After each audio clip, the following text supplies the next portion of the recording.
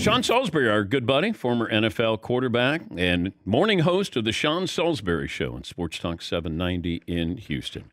Good morning, Sean. First impressions of your quarterback there last night. You all in on C.J. Stroud? He looked like me on a couple of them, Dan. You know what they should have done, Sean? They should have blocked for him. They should try that.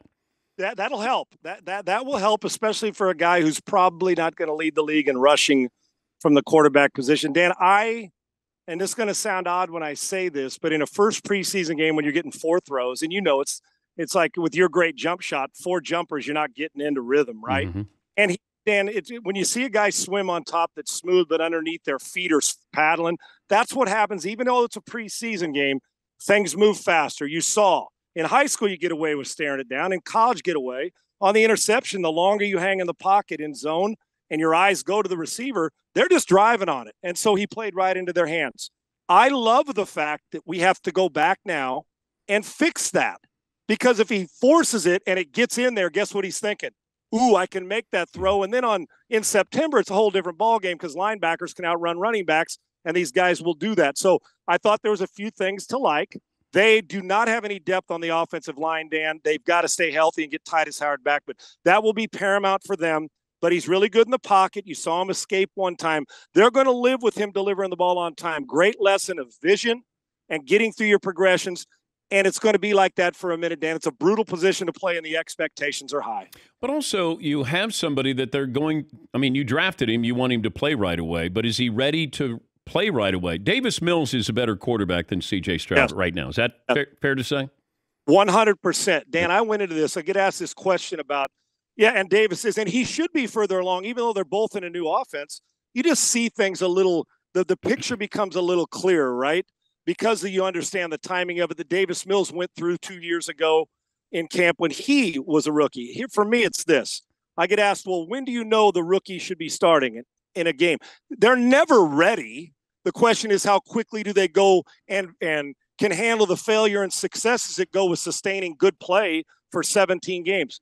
For Davis Mills to win this job, Dan, the reason you draft a guy second is what, Dan? You're telling the building, we don't believe we have our starting future superstar at quarterback. So you go draft C.J. Stroud. But you have a guy that's pretty good in Davis Mills that now needs to be on a better team, and he is. For Davis Mills to win this job, Dan, if you saw last night, which you did, Davis Mills plays like the whole preseason, and C.J. Stroud looks like he did last night. The gap is so wide, you have to start Davis Mills for the one reason. I can't worry about one guy's feelings over 53 guys that I owe that to give me the best chance to win. If it's even or close, you play the rookie. And I'm not worried about if it's a fragile personality, if he throws 3 picks, because if he doesn't, can't overcome it, I'm going to find out real quick if the guy wilts during tough times or steps up. And I talked to Kirk Herbstreit this morning, Dan, and he said the one thing, he said, everything says Stroud's going to be good. The one thing he's got a little bit of is rabbit ears where criticism may affect him, or going to go through that, and it's the wrong position to play. I saw some good things, but Mills is going to have to distance himself for them to make the vital decision to play him, because Mills, if he throws a pick in the first game, what are they going to say, Dan? Why aren't we starting the rookie? I'm not worried about personalities. I'm worried about what's best for the team. Stroud's got some strides to make. And sometimes you'll look at a quarterback and then he plays in a system, like Alabama quarterbacks. It'd be like, oh, okay, they're sort of the same. And then all of a sudden, you look at Ohio State quarterbacks and you go, okay, is C.J. Stroud like Justin Fields? And the answer is no. He's not able to be what Justin Fields is. He's a better passer. But, I mean, people are going to try to compare them and like, wait, I thought, they're both Ohio State quarterbacks. C.J. Stroud is more of a – now, he did run a little bit when he faced Georgia. But Justin Fields, that's all he did his rookie season. Right, Dan, you know what you'd like? You'd like the pocket awareness and presence of C.J. Stroud and the monster ability of Fields and put him together, which we've got a handful of guys in the league that are like that. Listen, we are enamored with the guy that extends plays. But, Dan, we can go back in time, and I don't care how long it is. Super Bowls and championships are won from that hula hoop in the pocket and then extend, not the other way around where you're a runner first and, oh, by the way, throw from here. So it's a good place to start for Stroud. But, Dan, defenses are smart too. They know that you're going to try to make him escape east and west because that's not been a strength. Yet when he had to call upon it in that game against Georgia, he was phenomenal. But it's not a natural comfort level for him, but throwing it is. So I'm okay with where we got to start as the base, but he's also got to learn to throw the ball out of bounds and realize the hero syndrome affects rookie quarterbacks. They think they got to make every play, and you don't. The defense will be better, but in a quarterback that doesn't move, the offensive line will be paramount and dictate their success this year. I'm talking to Sean Salisbury, host of the Sean Salisbury Show, Sports Talk 790 in Houston. We had Steve Young on a couple of weeks ago, and he said this would have been the perfect time for him with his talents to be able to play because it's about extending the play. You got to make the defense pay. You got to go get those extra yards. He said that the era that there won't be Peyton Manning or Dan Marino again.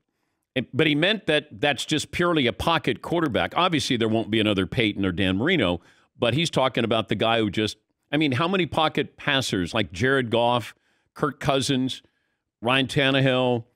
You got a handful of guys, but it feels like the league is, trying to ease them out. And Dan, you just mentioned those guys, and guess what? None of those guys. Now, I'm talking about the Tannehill, the Cousins. They haven't won a Super Bowl, right? We now are at the point where you better be a two-way guy. You better be able to deliver it from here and get out of the pocket as well. And and we won't have another Brady, obviously, because you got to be. I'm talking about Brady. A guy like that is so good from there. He makes up by throwing on time and accurately for feet you don't need because the ball's out like Marino was. Here's the deal with Steve Young. Dan, and I sincerely believe this. Hall of Famer already. But you take his accuracy with his 4.5 speed and his toughness and his football IQ and stick it in today's game. You know how we talk about the overrated term Mount Rushmore, Manning and Elway and Brady and that in Montana? Guess who's on the Mount Rushmore if he's playing in this era? And guess who isn't? You see my point? Because of the emphasis on, they're A-gap blitzing. You handle the blitzer with your feet and go. Yeah. We didn't used to do that. Steve Young, as good as he was we don't put him in the top 4. We say great left-hander, accurate, awesome, Hall of Famer. It would be different, and he would have bypassed a whole bunch in his group, and we'd be saying, man, is Steve the best of all time? Because his ability to move before that was popular, and his ability to throw with accuracy, uncanny. Only he and Drew Brees are the most accurate quarterbacks I ever saw. Steve Young's reputation would be even better than it is as a football player, and he's already got a mustard-colored jacket. Help me understand Aaron Rodgers with what he does. I don't know if this is teachable. Like the way he throws, he's off balance. I don't know if his footwork is considered great, but there's certain athletes who come along where you go, I don't get it. Like Steph Curry, you just go, I don't get it. But Aaron Rodgers still has that weird style. Is it teachable? No, hell no, Dan. Do you want to teach it? Right.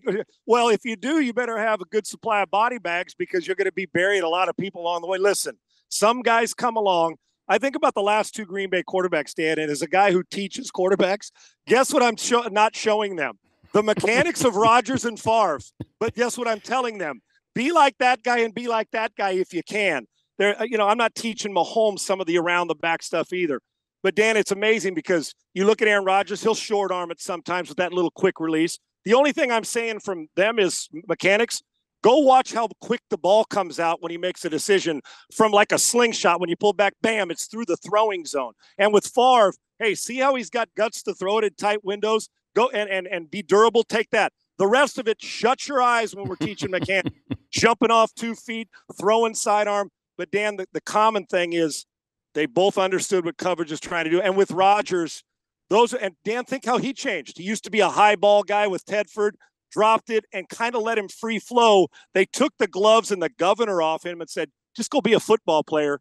That can't happen to most because most wilt when the mechanics go to hell. His don't. I wouldn't teach it, but I'll tell you what, I'll take it every day. And I know he's a scorekeeper, Dan, and you do too. He wants to win the MVP. He wants to play great, and he will as long as he's protected. I'm never teaching what Rodgers does other than the result and the release and the fact that he thinks that the cat swallowed the canary, that there's nobody on the field that can stop him, which is a trait that's special. The guy's a phenomenal talent, the best thrower other than Marino I've ever seen when it comes to getting the ball out. All right, who you taking in the AFC East?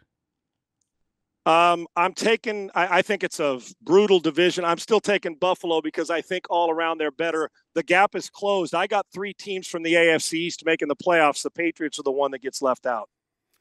I think you have 1 team making the playoffs from the AFC East. Why? Because you think the division's too brutal, or you think it's overrated? It could be a tad of both, but I think you have to look at who else they play. They play the NFC East, so you got 3 playoff teams there. And then you got the AFC West. So you got Kansas City. The Chargers should be playoff teams. The Raiders, playoff team. Maybe Denver gets it back to, competitive level. When you step out of your division, you step right back into a really, really difficult schedule. So because of that, I think you might win that division with 11 wins. And I don't know if the other teams are going to be able to make it in with the wild card. The hell of a point, Dan. And think about the gauntlet. Like the 9th best quarterback in the AFC is like, the gauntlet to get through is brutal. I'm with you. I'm not sold yet on the Raiders of how good they're going to be. I'm not convinced Russ Wilson, even with the magician that Sean Payton is. I got to see Russ Wilson prove to me that he's willing to make quick decisions and that football matters. But what happened with him, Sean? Dan, I promise you, even in a local radio show, we talk about Russ Wilson as much as we talk about the local quarterbacks here.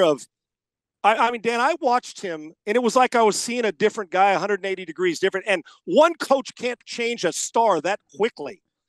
Decisions, throwing to close windows, not running. I do not know. I've tried to bottle it up and say why. So you got to convince me that he's still got the other guy in him and isn't more this guy than the other guy. And a lot of excuses and a lot of rah-rah. Russ Wilson's a hell of a player, but I think his best football may be behind him. Now, if Sean Payton can revitalize him, you may be seeing love like in Denver, like you're going to see with the Jets. But both of those divisions brutal. But I'm going to still say that the coaching and the players in the AFC East give them a better chance than most. I'm still going with 3 teams, 2 for sure, but maybe 3. And that'll be the Dolphins if that's the case. Should NFL players be allowed to bet? Slippery slope. Bet to win. Can you bet on yourself? I don't think we're there yet, Dan. Now, when I say that, I think, man, do I have a problem with them picking a college game? I honestly don't, but we also have to know because they're going to wear it on jerseys, on fences in baseball. They're going to promote it and say, no, but you can't bet. I'm still against betting on your team just because of what it does for the character and the morals of your own team, and your money becomes more important than 53 guys depending. And Dan, when you're picking point spreads, not just to win, you're picking spreads as well. It's like, well, wait a minute, we're -6. I got the ball thrown deep to me, and this gets us to -10, and I bet 250 grand on the game. Screw that. I can't allow it to be bet on my own. But do I have a problem with them picking a college game for their alma mater, USC versus UCLA on a Saturday? Hell no. But the slope is it like drugs? Do they become addictive? And we know when you chase money, it becomes a problem. Takes it to eat cat. But for the NFL, the way they're going about it, it's awfully hypocritical to make billions of dollars off a gambling site and tell them they can't pick a basketball game in the offseason. Yeah, and then, I look at individual sports. If you're a golfer, why can't you bet on yourself? Boxers get to bet on themselves. I was reading the article yesterday about Phil Mickelson, Dan, on Golf Digest. I know you saw it as well about, with Walters and the possible betting on the Ryder Cup when they got beat coming from behind. Why in the hell would I not be able to bet on myself? And if I'm the Roger Federers or Serena Williams or now Nadal, you're damn right on a clay court, I'm betting on myself. That's an extra $1 million. So as an individual sport, you're not affecting the guy next to you. In football, my betting as a quarterback, if I'm doing that and we're -6 and I throw it away when a guy's wide open, I think that's not just a slippery slope. That's something you can't stop. I think you got to stay away from your own team in your own sport. And people accused you of tanking when you played, but you weren't tanking, right? No, Dan, that wasn't on purpose. Okay. Because if it was, I'd be owning a whole bunch of stuff and I'd be bigger than life. Yeah, money-wise. So I threw to the other guy enough, but that had absolutely nothing to do with gambling because I wouldn't have bet on my damn self. Is that why you went to Canada? What's that? Oh, yeah. And bet on Like myself. Michael Jordan went to baseball, Sean Salisbury went to Canada. Hey, Dan, the league. Listen, I wasn't big enough for them to say, Sean, we really need you to leave the league right now because we are so good, but we got to protect the league's integrity. No, that interception had nothing to do with me making a -6 bet for $100. Nah, I just wasn't that good. I love it, man. Hey, real quick, when's the tour start? And congratulations. Oh, it's starting. It started already. Yeah. Yeah. Is there a spot on the bus for me, or is that full, or my invite getting lost in the mail on the traveling bus? I've been on the bus with you before in Houston and almost didn't make it back to my hotel. You almost died. I was going to say you almost died, and you wouldn't be having your tour. Yeah. Real quick before we go, congratulations, obviously. Thank and I know you. we're a long way away from that.